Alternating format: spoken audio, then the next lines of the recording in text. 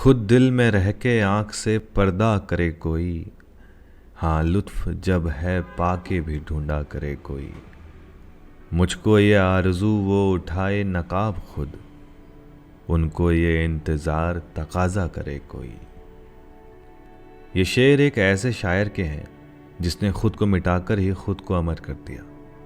शराब किस तरह से इंसान को बर्बाद कर देती है, इस शायर की ज़िंदगी का सबसे बेहतरीन उदाहरण है।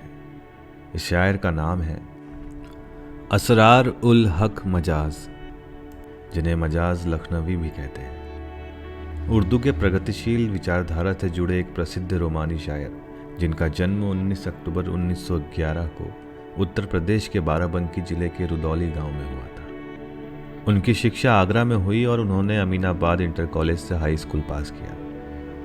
आगरा के बाद वो 1931 में बीए करने अलीगढ़ चले गए। अलीगढ़ का यह दौर उनके जीवन का निर्णायक मोड़ साबित हुआ। इसी वक्त तो उनका उठना बैठना मंटो, इस्मत चुगताई, अली सरदार जाफरी, जान निसार अख्तर जैसे नामचीन शायरों से हुआ। इनकी संगत ने मजाज की शायरी को और निखारा। यहाँ उन्होंने अपना तखल्लुस मजाज अपनाया। इसके बाद मजाज गज़ल की दुनिया में बड़ा सितारा बनकर उभरे और उर्दू अदब के फलक पर छा गए। अलीगढ़ में मजाज की आत्मा बसती थी। कहा जाता है कि मजाज और अलीगढ़ दोनों एक दूसरे के पूरक थे, एक दूसरे के लिए बने थे। मजाज की शायरी में दो रंग हैं। पहले रंग में वो इश्किया गज़लकार नज़र आते हैं, वहीं दूसरा रंग उनके इनकलाबी शायर होने का मुजाहिरा करता है। अलीगढ़ में उनकी शायरी को एक नया विस्तार मिला। वो प्रगतिशील लेखक समुदाय से जुड़ गए। मजदूरों का गीत हो या इनकलाब जिंदाबाद, मजाज ने अपनी बात बहुत प्रभावशाली तरीके से कही। अलीगढ़ से बीए करने के बाद एमए में दाखिला लिया, लेकिन उसी ज़माने में ऑल इंडिया रेडियो में कुछ जगहें निकली। काम रुचि के अनुकूल था।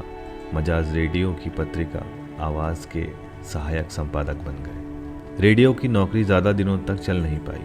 वो दफ्तरी सियासत का शिकार होकर बेकार हो गए। कहते हैं कि मुसीबत तनहा नहीं आती। उसी वक्त वो एक मशहूर स्वतंत्रता सेनानी की बेटी से इश्क कर बैठे, जो कि शादीशुदा थी। ये इश्क उन मोहतरमा के लिए खेल था, लेकिन उसने मजाज की जहनी, जज्बाती और जिस्मानी तबाही का दरवाज़ा खोल दिया। ये उनकी ज़िंदगी का तीसरा मोड़ था, जहाँ से उनकी शराब नोशी बढ़ी। बेरोज़गारी और इश्क की नाकामी से टूट फूट कर मजाज लखनवी वापस चले गए। ये घटना 1936 की है। दिल्ली से रूह का जो नासूर लेकर गए थे, वो अंदर ही अंदर फैलता रहा और 1940 में इसी वजह से उन्हें पहला नर्वस ब्रेकडाउन हुआ। माहौल में बदलाव हो, इसलिए उन्हें नैनीताल भेज दिया गया। नैनीताल भेजे जाने के बाद तबीयत बहाल हो गई और अब वो फिर से बम्बई में सूचना विभाग में काम करने लगे और फिर लखनऊ वापस आ गए। पत्रिकाओं का भी संपादन करने लगे, लेकिन इससे कुछ खास उन्हें हासिल नहीं हुआ। इस वक्त तक लखनऊ के उनके दोस्त यार तितर बितर हो चुके थे। आखिर दोबारा दिल्ली गए और हार्डिंग लाइब्रेरी में असिस्टेंट लाइब्रेरियन बन गए। अब उनकी शराब नोशी बहुत ज़्यादा बढ़ गई थी। 1945 में उन पर दीवानगी का दूसरा दौर पड़ा। इस बार दीवानगी की हालत ये थी कि अपनी तारीफ के गीत खुद गाने लगे थे और गालिबो इकबाल के बाद खुद को उर्दू का तीसरा बड़ा शायर बताते थे। इस बार भी डॉक्टरों की कोशिश और घर वालों की जी तोड़ तीमारदारी और देखभाल ने उन्हें स्वस्थ कर दिया। जुनून तो ख़त्म हुआ, लेकिन अंदर की घुटन और यौन वासना लगातार अपना काम करती रही। वो ज़िंदगी की कड़वाहटों को शराब में गर्क करते रहे। कभी ज़िंदगी की शिकायत या किसी का शिकवा ज़बान पर नहीं आया। सब कुछ खामोशी से सहते रहे। 1945 में दीवानगी का तीसरा और सबसे शदीद दौर पड़ा। जिस शख्स ने होश के आलम में कभी कोई छिछोरी या ऊंची हरकत नहीं की, वो दिल्ली की सड़कों पर हर लड़की के पीछे भाग रहा था। घर वाले हर वक्त किसी बुरी खबर के लिए तैयार रहते थे कि मजाज किसी मोटर के नीचे आ गए या किसी सड़क पर ठिठुरे हुए पाए गए। वही माँ जिसकी ज़बान उनकी सलामती की दुआएं करते ना थकती, अब उनकी या फिर अपनी मौत की दुआएं कर रही थी। जोश मलिहाबादी ने दिल्ली से ख़त लिखा कि मजाज को आगरा के पागल खाने में दाखिल कर दिया जाए। मजाज और आगरा का पागल खाना, घर वाले इस सोच से ही कांप गए। आखिर बड़ी कोशिशों से उन्हें रांची के दिमागी अस्पताल में बी क्लास का एक बिस्तर मिल गया। 6 महीने बाद स्वस्थ होकर घर लौटे तो 1 ही माह बाद उनकी चहेती बहन साफिया अख्तर, जावेद अख्तर की मां, का देहांत हो गया। ये त्रासदी उन पर बिजली के झटके की तरह लगी। अचानक जैसे उनके अंदर जिम्मेदारी का एहसास जाग उठा। वो साफिया के बच्चों का दिल बहलाते, उनसे हंसी मजाक करते और उनके साथ खेलते और उन्हें पढ़ाते।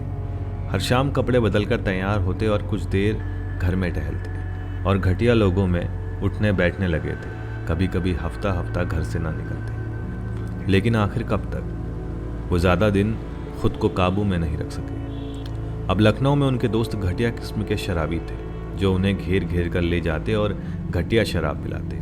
उनकी शराब नोशी का अड्डा ऐसा शराब खाना था जिसकी छत पर बैठकर ये लोग मैं नोशी करते। 1955 के दिसंबर की एक रात उसी छत पर शराब नोशी शुरू हुई और देर रात तक जारी रही। मनमस्ती के आलम में उनके साथी उनको छत पर ही छोड़कर अपने अपने घरों को चले गए और शराब खाने के मालिक ने यह समझकर कि सब लोग चले गए हैं, सीढ़ी का दरवाज़ा बंद कर दिया। दूसरी सुबह जब दुकान का मालिक छत पर गया तो मजाज वहां आधे मुर्दा हालत में बेहोश पड़े थे। उनको तुरंत अस्पताल पहुंचाया गया, लेकिन इस बार डॉक्टर मजाज से हार गए और 5 दिसंबर 1955 को उनकी मौत हो गई। उनकी शोक सभा में इस्मत चुगताई ने कहा, मजाज की हालत देखकर मुझे कभी कभी बहुत गुस्सा आता था और मैं उनसे कहती थी कि इससे अच्छा है मजाज कि तुम मर जाओ। आज मजाज ने कहा कि लो, मैं मर गया, तुम मरने को इतना मुश्किल समझती थी। अगर आपको ये वीडियो पसंद आया तो वीडियो को लाइक करें, चैनल को सब्सक्राइब करें और वीडियो को शेयर करना ना भूलें।